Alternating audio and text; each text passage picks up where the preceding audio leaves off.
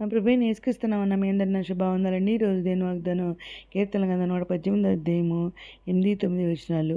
మనుషులు నమ్మకం కంటే యెహోవాను ఆశ్రయించడం మేలు, రాజుల నమ్మకం కంటే యెహోవాను ఆశ్రయించడం మేలు అని వాగ్దానం పరిశుద్ధాత్ముడు అర్ధరాత్రి లేచి ప్రార్థన చేసి చెల్లించి మళ్ళీ ప్రార్థన చేసి విన్నప్పుడు దేవుడి వాగ్దానం ఇచ్చారు. వెంటనే షాడోస్ పెట్టిన అక్కడ అందరినీ కూడా ఉదయకాల సాయంత్రకాలం అర్ధరాత్రి ప్రార్థన చేసిన సత్యాగం చేసిన బైబిల్ దేవుని కృపలను పూర్తి చేస్తానండి.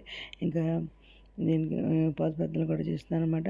ఇక్కడ మనుషుల నమ్మకం కంటే యెహోవాను ఆశ్రయించడం మేలు, రాజుల నమ్మకం యెహోవాను ఆశ్రయించడం మేలు అన్న వాక్యం మరి అర్ధరాత్రి ప్రార్థన చేసినప్పుడు ఇచ్చారు. దానికి రిలేటెడ్ వాక్యాలు చూసుకుంటే కీర్తన గ్రంథము 62వ అధ్యాయం 8, 9 వచనాల్లో జనులారా ఎల్లప్పుడూ ఆయన యందు నమ్మిక ఉంచుడి, ఆయన సన్నిధిని మీ హృదయములో కుమ్మరించుడి, దేవుడు మనకు ఆశ్రయము అని చెప్పేసి ఇక్కడ మాట్లాడుతున్నారు. ఇంకా జలుపులైన వారు ఒట్టి ఊపిరి అయి ఉన్నారు, గనులైన వారు మాయాస్వరూపులు, త్రాసుల వారందరూ తేలిపోదురు, ఒట్టి ఊపిరి కన్నా అలకనగా ఉన్నారు అని చెప్పేసి ఇక్కడ దేవుడు మాట్లాడుతున్నారండి.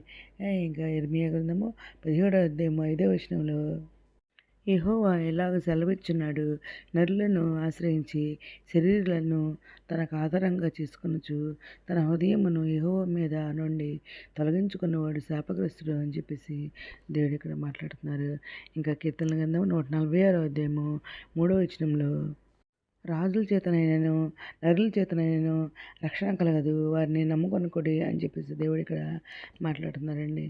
ఇంకా సామెతల గ్రంథము 3వ అధ్యాయము 5, 6 వచనాల్లో నీ స్వబుద్ధిని ఆధారం చేసుకొనక నీ పూర్ణ హృదయంతో యెహోవా యందు నమ్మకం ఉంచుము, నీ ప్రవర్తన అంతటి యందు ఆయన అధికారమునకు ఒప్పుకొనము, అప్పుడు ఆయన నీ త్రోవలను సరళం చేయను అని చెప్పేసి దేవుడు ఇక్కడ మాట్లాడుతున్నారండి. దేవుడు మనకి ఆయన నమ్ముకుంటే మనుషులు నమ్ముకుంటే కంటే ఆయన నమ్ముకుంటే మనకి మేలు జరుగుద్దని, ఆయన ఉపదేశం అంగీకరించి సురక్షితంగా నివసిస్తారని, వాడి కీడి వచ్చిన భయపడరని, నెమ్మదిగా ఉంటారని, యెహోవా జ్ఞానం ఇచ్చేవాడు తెలివి వేచిన ఆయన నోటి నుండి వచ్చిన ఆయన వల్ల దీర్ఘాయు కలుగును అని దేవుడు ఇక్కడ మనతో మాట్లాడుతున్నారు అనమాట. జ్ఞానం సంపాదించకంటే మరి జ్ఞానం సంపాదించే దేవుని వివేచన జ్ఞానము అంతా కొత్త దేవుని దగ్గర ఏముంది. వెండి సంపాదించడం కంటే జ్ఞానం సంపాదించడం మేలు అంటున్నారు, అప్పుడు సంపాదించకంటే జ్ఞానం సంపాదించడం మేలు అంటున్నారు. నీకు వచ్చి మరి అప్పుడు దేవుణ్ణి నమ్ముకుంటే నీ కుడి చేతిలో దీర్ఘాయం ఉంటుంది అంటున్నారు, నీ ఎడమ చేతిలో ఘనతలు ఉంటాయని దేవుడు మాట్లాడుతున్నారు అనమాట. ఇవన్నీ కూడా మరి దేవుడు మనకి ఇచ్చే వాగ్దానం అనమాట.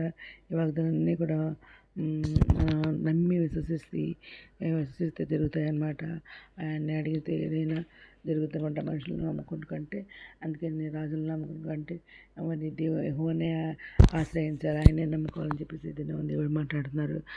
ఏదైనా మాకు అందరి జీవితంలో ఏమని కోరుకుంటే ఈరోజు మనం ప్రార్థన చేసుకుందాం. మహోన్నత శాశ్వత మందిర ఘనమైన మనకి ఎలా స్తుతిస్తున్నా తండ్రి, మమ్మల్ని నిశ్చయంగా ఆశ్రదించండి, మా సరిహద్దులు విశాలపరచుందండి, నీ చేయి మాకు తోడుగా ఉంచండి, మాకు కీడు రాకుండా దాని నుండి మమ్మల్ని తప్పించుంటండి, మీ త్రుహానేరి మీరు ఇష్టాన్ని మీ అందరూ స్థితికి చెప్పమని ఎత్తపడకుండా బాగా దయచేయమని మా ప్రభు యేసుక్రీస్తు పరిశుద్ధమైన నామమున అడిగి పెట్టుకుంటూ ప్రార్థిస్తాం తండ్రి.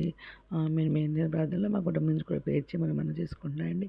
ప్రభు సేవ మీ సహోదరి. God bless you.